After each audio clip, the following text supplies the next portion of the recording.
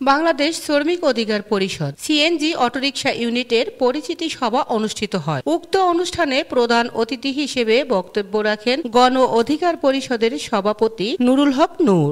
রক্তক্ষয়ী লড়াই সংগ্রামের মধ্যে দিয়ে এই হাসিনার পতন হয়েছে, জুলাই বিপ্লব সংঘটিত হয়েছে এবং সেই বিপ্লবে ছাত্র শ্রমিক জনতা সকল শ্রেণী পেশার মানুষ অংশগ্রহণ করেছে, ত্যাগ স্বীকার করেছে। মৃত্যুটা এখানে যারা মঞ্চে বসে আছে অনেকের হতে পারতো, আমাদের হতে পারতো, কারণ গুলি এই আপনার পল্টন ময়দানে, এই বান্ডাল রোডে, এই আপনার মিরপুর রোডে বিল্ডিং এর বাড়ি থেকেও গুলি ছোড়া হয়েছে। কাজে আমরা তো সবাই রাজপথে ছিলাম, বিশেষ করে এখানকার সবাই। কার মাথায় গুলি এসে লাগতো এটা বলা যায় না। অনেক মানুষ মারা গিয়েছে, আমাদের সামনে থেকেও মারা গিয়েছে। আমরা আল্লাহ হয়তো আমাদেরকে চায় নাই, যার ফলে আমাদেরকে পরবর্তী প্রজন্ম এবং দেশের স্বার্থের জন্য হয়তো এই জায়গায় জীবিত রেখেছেন। সেজন্য আল্লাহর কাছে আমরা শুকরিয়া জ্ঞাপন করি।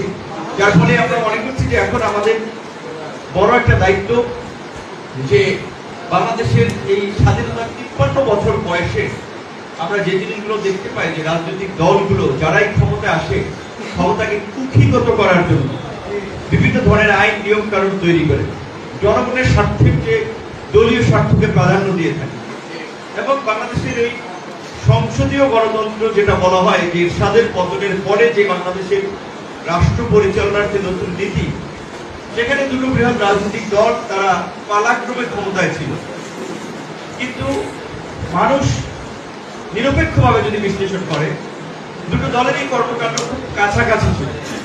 কিন্তু আওয়ামী লীগ ঠিক যে গত ১৫ বছরে যেভাবে বেপরোয়া হয়েছে, যেভাবে অমানবিক হিংস্র বর্বর হয়েছে, সেটা অন্য দল হতে পারেনি। কারণ অন্য কেউ ১৫ বছর জোর জবরদস্তি করে ক্ষমতায় থাকতে পারে না।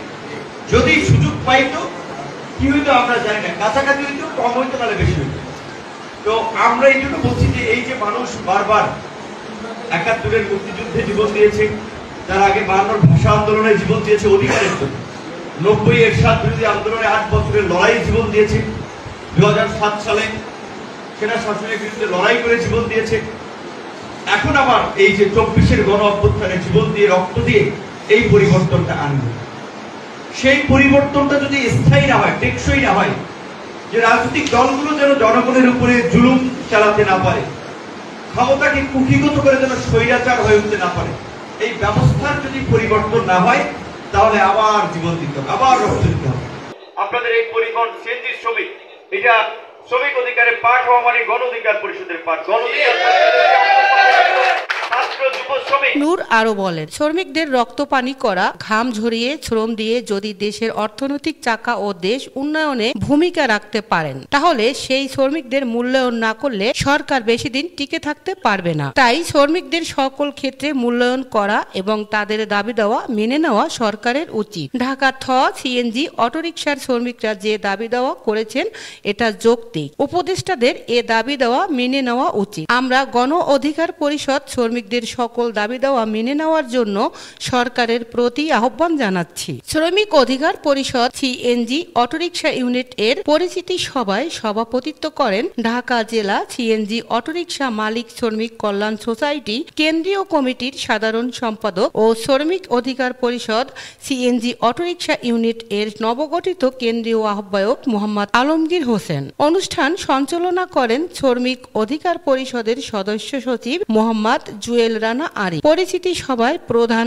অতিথি নুরুল হক নূরকে ফুল দিয়ে বরণ করে নেন নবগঠিত আহ্বায়ক কমিটির নেতৃবৃন্দ এবং ক্রেস্ট তুলে দেন আহ্বায়ক আলমগীর হোসেন ও সদস্য সচিব জুয়েল রানা আরি। পরে গণ অধিকার পরিষদের সভাপতি নুরুল হক ক্রেস্ট তুলে দেন আহ্বায়ক আলমগীর হোসেন ও সদস্য সচিব আরিফের হাতে। প্রধান বক্তা হিসেবে বক্তব্য রাখেন বাংলাদেশ শ্রমিক অধিকার পরিষদের সভাপতি মোহাম্মদ আব্দুর রহমান। তিনি বলেন, শ্রমিকদের অধিকার আদায়ে শ্রমিকদের পাশে বাংলাদেশ শ্রমিক অধিকার পরিষদ সবসময় আছে এবং থাকবে। ভিপি নুরুল হক নূর ভাইয়ের নেতৃত্বে আমরা শ্রমিকদের অধিকার আদায়ে সবসময় সাধারণ শ্রমিকদের পাশে আছি। পরিচিতি সভায় বিশেষ অতিথি হিসেবে বক্তব্য রাখেন শ্রমিক অধিকার পরিষদের সাধারণ সম্পাদক সোহেল রানা সম্পদ, ঢাকা জেলা সিএনজি অটোরিকশা মালিক শ্রমিক কল্যাণ সোসাইটির কেন্দ্রীয় কমিটির সভাপতি মোহাম্মদ জুয়েল মালতিয়া ও ঢাকা জেলা জেলা সিএনজি অটোরিকশা মালিক শ্রমিক কল্যাণ সোসাইটির কেন্দ্রীয় কমিটির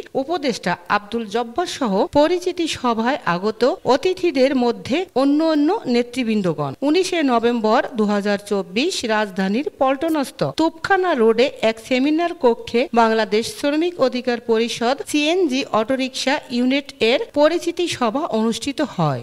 শাহিদ আক্তার পাখি, মাতৃভাষা টেলিভিশন, ঢাকা।